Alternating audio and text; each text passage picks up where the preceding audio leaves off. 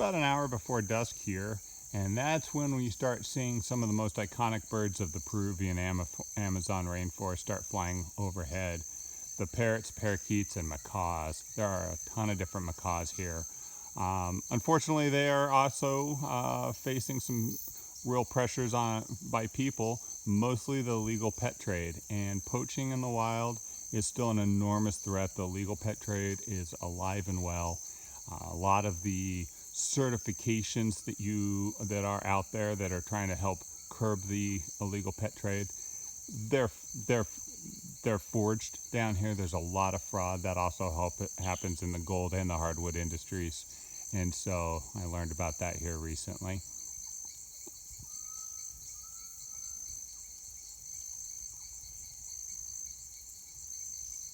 It's really quite the sight to see when these fly over, and hopefully I'll try and be able to get this on video for you that is even possibly representative of what it's like.